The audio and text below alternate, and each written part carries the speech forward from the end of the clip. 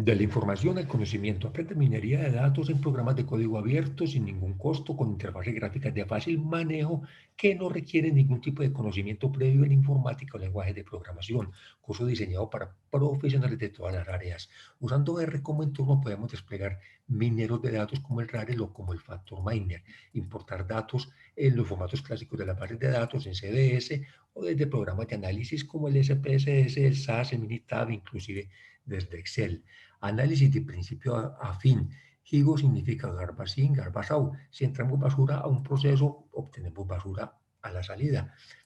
Herramientas de cambio de escala y estandarización que permiten mejorar el análisis, qué hacer con los datos faltantes, cómo detectarlos, si debemos cambiarles los valores, si debemos eliminar los registros que tengan esos datos faltantes, cómo detectar y qué hacer con los datos atípicos, recodificar las variables, cambiarles de escala, pasarlas de escalas cuantitativas a categóricas o a dicotómicas. Esto porque el análisis de información se divide en dos grandes grupos, los descriptivos y los explicativos. Los descriptivos son los que se encargan de clusterizar o de clasificar, y los explicativos son los que se encargan de pronosticar alguna variable con base en la información que hay en toda la base de datos. Pero la herramienta que debemos utilizar siempre depende es del tipo de variable que hay en la base de datos, por eso a veces hay que cambiarla.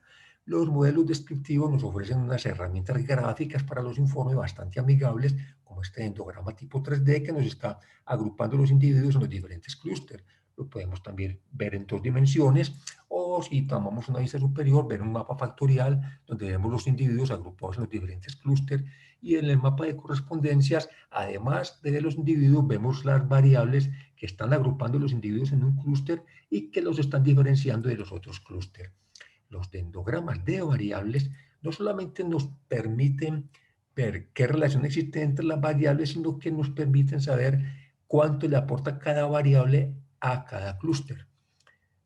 Las variables hay que verlas como vectores. En este caso, tenemos un mapa de individuos y un mapa de variables. Si vemos a los individuos y las variables como vectores, podemos encontrar el coseno del ángulo que forman los vectores, y eso sería el coeficiente de correlación, ya hablando en términos estadísticos. Si juntamos los dos mapas en uno solo, pues vamos a tener el análisis de correspondencias. La reducción de variables, cuando en una base de datos hay variables que tienen mucha correlación, para la herramienta de análisis eso puede significar información redundante. Entonces, para simplificar el sistema, toma todas esas variables que tienen alta correlación y las representa con una componente. De esa manera simplifica mucho el problema. Los métodos explicativos, o sea, los de pronósticos, siempre la base de datos la parte en dos o tres grupos. En este caso, un grupo de entrenamiento, que son los datos con los que se hace el algoritmo, otros datos para validarlo y otros datos para hacer las pruebas. No podemos usar todos los datos en la fase de entrenamiento, porque eso sería como si un profesor pusiera en el examen los mismos ejercicios que utilizó en clase para explicar el tema. Si usamos los mismos datos para la fase de prueba, pues nos va a decir que el algoritmo está muy bueno, pero eso sería información engañosa.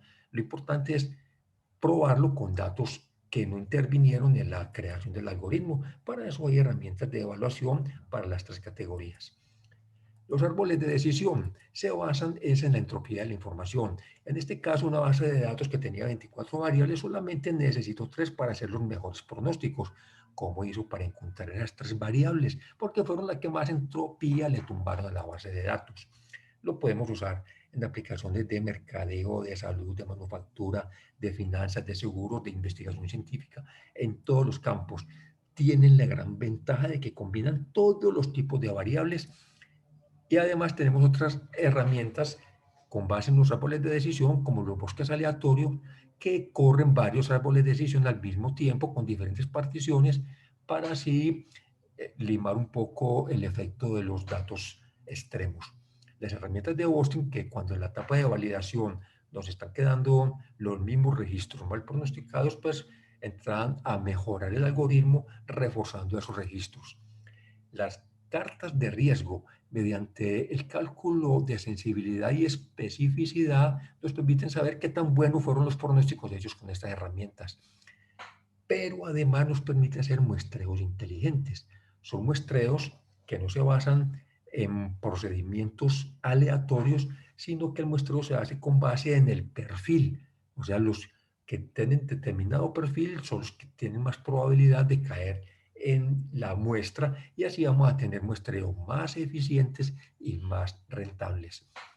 Análisis de asociación, conocido como el modelo Amazon, es aquel que nos recomienda unos productos con base en los productos que ya hemos comprado, o ese modelo que usa Netflix para recomendar unas películas con base en las películas que ya ha visto. Esta es una base de datos de una agencia de turismo que recomienda unos sitios a los clientes con base en los que ya ha visitado. Son algoritmos de inteligencia artificial que tienen aplicación en salud, en investigación científica, en mercadeo, en todo lo que usted quiera. Las redes neuronales son algoritmos de inteligencia artificial o algoritmos de autoaprendizaje. Estos nodos simulan las neuronas de un cerebro humano y la forma como se comunican las capas neuronales unas con otras y qué valor se le agrega cada vez que pasa por una capa neuronal. Es prácticamente todo lo que tiene que ver con la robótica y estas herramientas de minería de datos nos ofrecen redes neuronales. En este curso va a aprender cómo ingresar los datos y cómo interpretar los resultados. Y vamos a ver también algo de cómo funcionan estas redes neuronales. Minería de datos. No se conforme con tener mucha información, tiene que convertirla en conocimiento para poderla aprovechar.